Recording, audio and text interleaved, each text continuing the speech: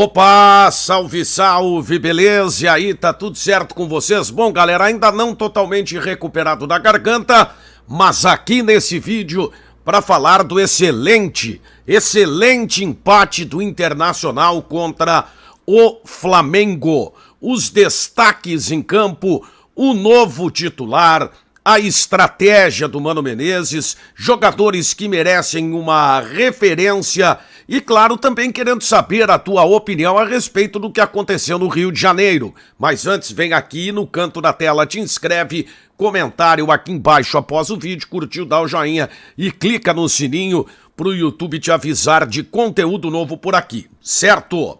Bom, resultado excelente. Primeiro, antes da bola rolar, pela circunstância, convenhamos, né? Muita gente fechava pelo empate. E, ao contrário do que às vezes acaba se tornando o 0-0, foi um 0-0 de um jogo muito interessante do Rio de Janeiro. O Internacional com desfalques, mas com uma estratégia muito bem definida pelo técnico Mano Menezes. O Inter que em cima também desta estratégia teve a organização do treinador, mas a entrega dos jogadores. O Inter que jogou muito mais compactado, evitando que o Flamengo chegasse à sua área com relativo perigo, mas não foi o Internacional que adotou uma postura mais defensiva, embora até o Flamengo tivesse mais posse de bola. O Internacional fez um primeiro tempo que me chamou demais a atenção, principalmente entendendo o jogo e atacando pelo lado mais frágil do Flamengo, lado de direito de defesa do time carioca, por consequência, o lado esquerdo do ataque do Internacional. E aí, particularmente, eu quero falar sobre dois jogadores que, ao meu ver, fizeram uma boa partida. Falarei dos outros, mas vamos por etapas. O lateral esquerdo do Inter, o René, e o atacante Pedro Henrique. Jogador que, olha, assumiu a responsabilidade, foi o cara que ditou o ritmo do Internacional nas jogadas pelo lado esquerdo e acabou proporcionando algumas investidas muito interessantes no time colorado.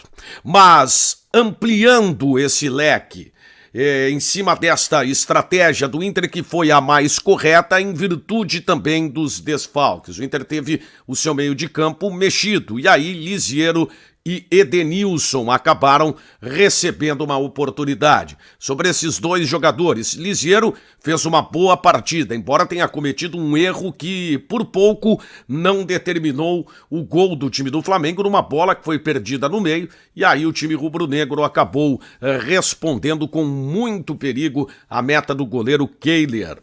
Outro jogador foi o Edenilson. O Edenilson fez um jogo de entrega de muita qualidade. Colocaria sim o Edenilson sem preconceito. A gente sabe que existe o ranço do torcedor, mas é preciso reconhecer, eu também acho que o Edenilson está sem clima para jogar no Inter. Eu não questiono o Edenilson tecnicamente, mas talvez personalidade, a pressão que vem atrapalhando o jogador, mas ele se portou muito bem neste jogo no Rio de Janeiro. E aí eu vou para a defesa, e eu quero falar especificamente agora sobre dois jogadores. Uma obviedade, né? O Kehler realmente, nesse jogo do Maracanã, confirmou aquilo que muitos defendiam.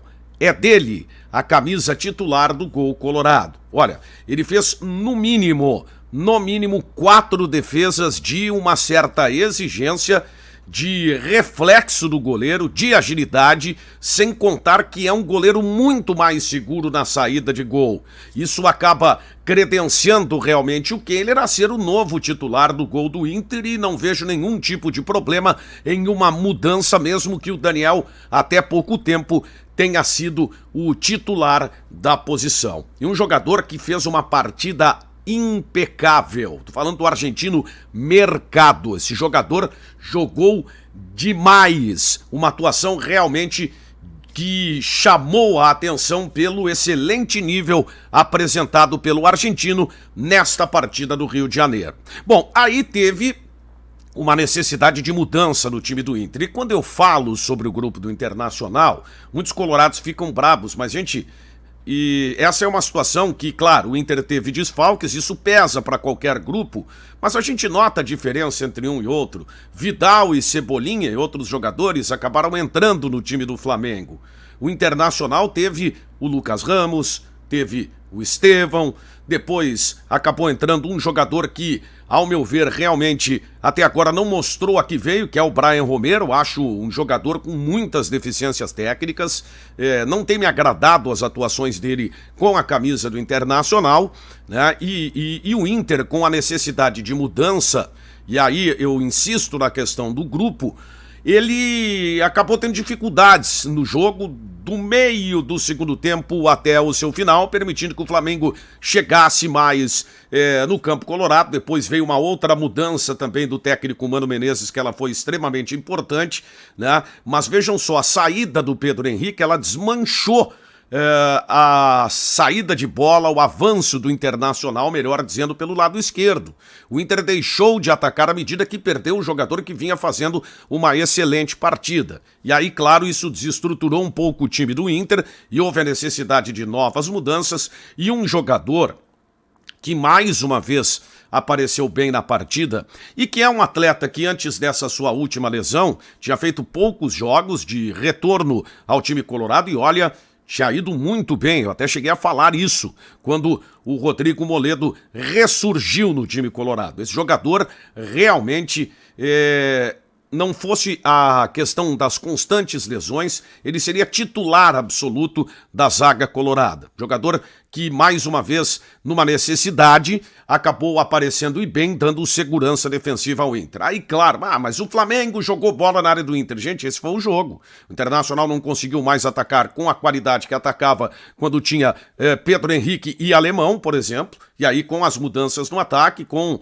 a questão do Alan Patrick, que vinha fazendo um bom jogo, mas eu, sinceramente, eu notei o Alan Patrick já dando sinais de cansaço no primeiro tempo.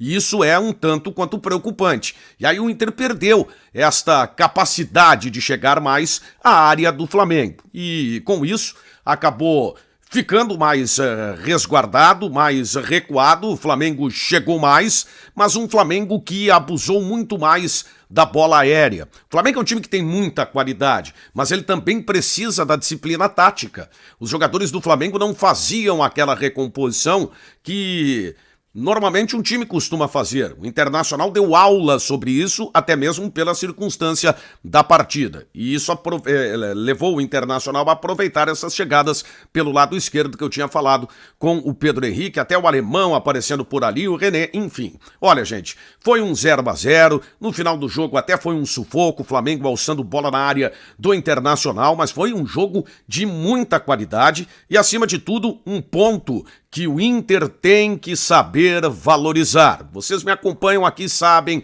o que eu pensava em relação a título. Eu achava muito mais uma forçação de barra do que propriamente uma realidade, mas compreendendo você, torcedor colorado, que ainda acreditava na possibilidade da conquista da competição. Olha, avaliação muito positiva do que se viu do Inter jogando no Rio de Janeiro, no Maracanã. E claro que eu faço essa avaliação também, levando em consideração aquilo que eu entendo que de qualidade tem o Mano Menezes para fazer o time do Inter e também compor o banco de reservas. Dá sim para o Internacional voltar super satisfeito do Rio de Janeiro com esse empate contra o Flamengo. E para você, quais os jogadores do Internacional merecem destaque, além daqueles que eu citei? Quem mais chamou a tua atenção? Se é que mais outro jogador realmente mereça ser destacado por ti que está acompanhando esse vídeo? Aqui embaixo, chega aqui, coloca o teu comentário, daqui a pouco eu acompanho aqui no canal. Galera, 10 horas da manhã de segunda a sexta no Jornal Gente tem o meu comentário na Rádio Bandeirantes. E ao meio-dia, hein? Apito final, o futebol em debate na Bandeirantes, pelo FM 94,9 e também aqui pelo YouTube, no Esporte Band RS, tá bom? Fui!